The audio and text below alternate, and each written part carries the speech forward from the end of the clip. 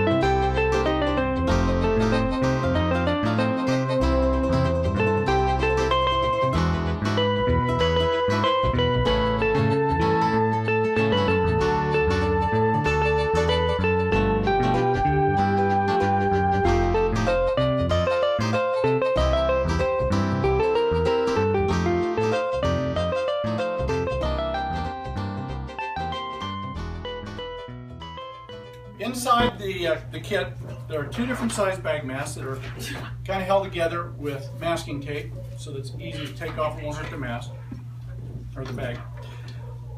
2 funnel masks, a large one for the large bag, the ambi bag, small one for the small bag. They have rubber gaskets that can go around the muzzles of the relative sizes of the animals that you're working with.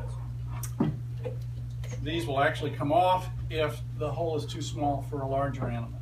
And if you have a Great Pyrenees or one of those type dogs, usually there's enough soft tissue that you can make a good seal. We carry what's called a B or an M6 cylinder. It's got a variable flow rate. We'll get a chance to play with that later. To deliver oxygen through the tube. It comes with leashes in case somebody brings out an animal that needs to still be restrained, or you could have an animal that's been overcome that's all of a sudden going to become active once it becomes refreshed. This is kind of an interesting card because it shows CPR instructions for a dog or cat.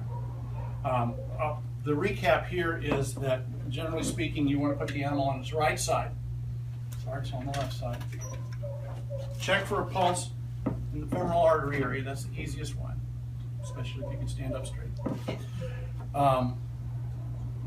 You would compress the animal's chest, squeeze a little animal, compress a larger animal, similar to how you do an infant or a small child.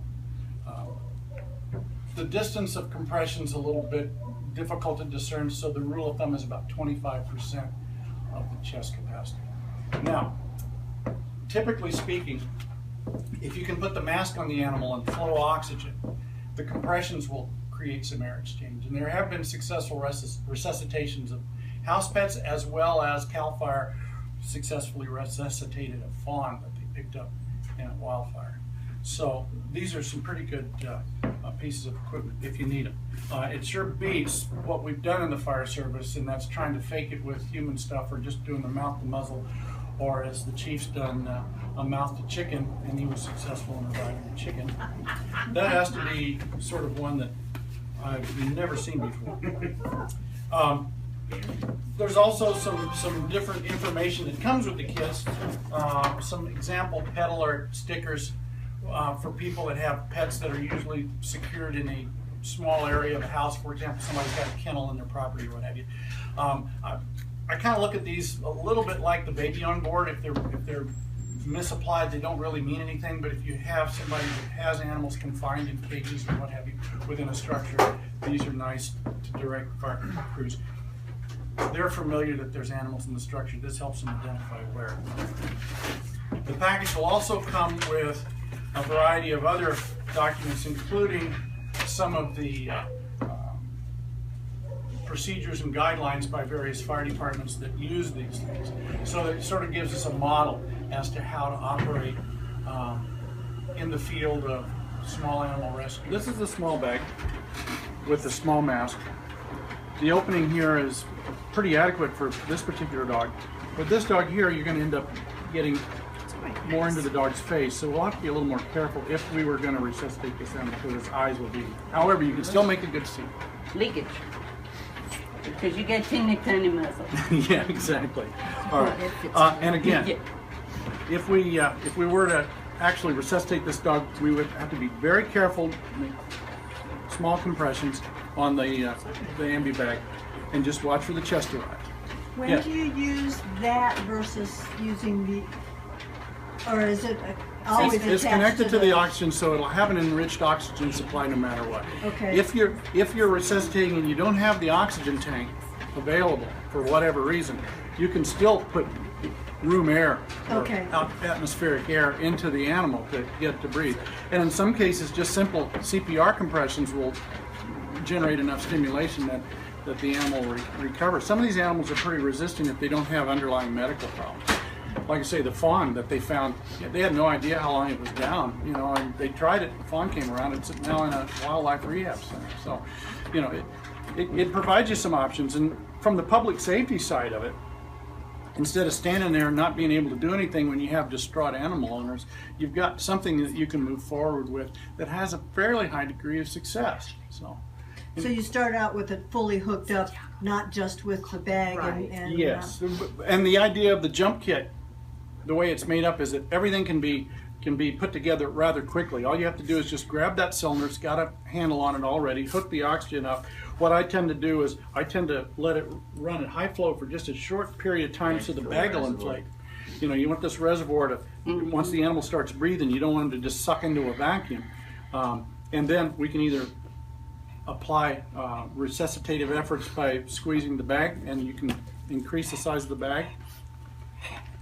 And that's another thing with the large animals. A lot of times we'll store these things compressed because it takes up less space in the bag. Plus, if you're only using a little bit, it helps control how much you're delivering to the animal. Yeah, but normally you're going to want to pull these things out, and you can get a nice handful.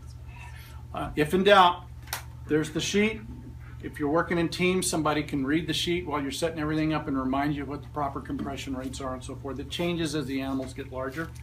So Would have been great to have when we had to take Kobe cesarean yes, you know. instead of me. Yeah, we've done the mouth to horse and the mouth to dog and what have you, and it can work, but this is a whole lot easier. Now, a couple other things that we want to think about.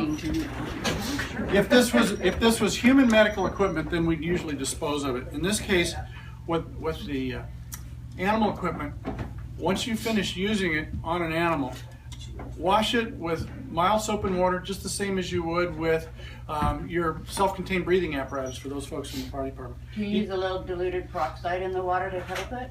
I would, because of the Bleach. because of the plastic, I would make sure that we look at the manufacturer specifications, because we want to maintain a very smooth surface on the inside because it's less likely to attract bacteria and debris. Now, cats are different. Now, the dogs, even these alert dogs, allowed us to get fairly close. Cats just don't tend to like that too much. So what we do with cats is, unless we're resuscitating Kitty, once Kitty seems like she's coming around, or he, we'll disconnect the air hose, we'll put the cat in the bag. Seriously, we zip the cat up, we can enrich the oxygen, and when the cat appears like it's going to come out of the bag, then we can put the bag into a kennel, open the bag, release the cat into a confined area. Make sense? Makes sense. Okay. Having dealt with injured cats before, that's a challenge. And then the injured human. Yes. And then For quite a while, I had some. In fact, I still got some permanent marks from cats that really didn't intend to make me into like fillet, but good. Okay. Any questions as far as this particular part goes? Okay. Now we'll experiment with the furry friends outside. We oftentimes go out on range rescues where we have folds down. And the other thing that we have to remember with fire situations is with these horses, the smoke is actually more dangerous to them than the fire itself.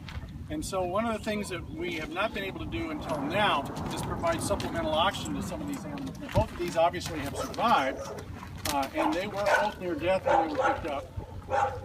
However, if we need to support with additional oxygen, we can remove the gasket and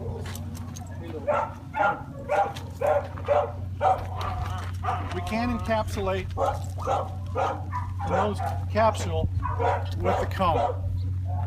Also, if we have to, we can make an adaptation, which we have done in the past using more primitive oxygen cylinders, and that's to use like a large water bottle, cut the ends off, but make it smooth enough that we're not going to harm the horse or be irritating, and slide that over. Although this cone here, because it's got a nice round lip, works really well.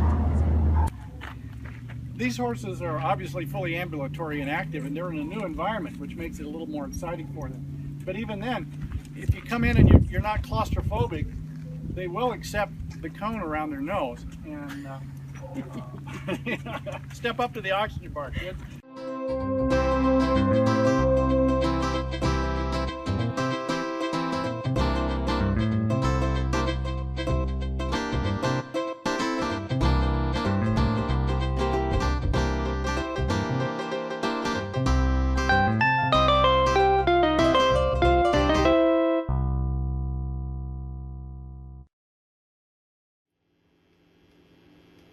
Thanks for watching this video.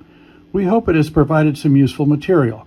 For more information, please visit lrtcrescue.org.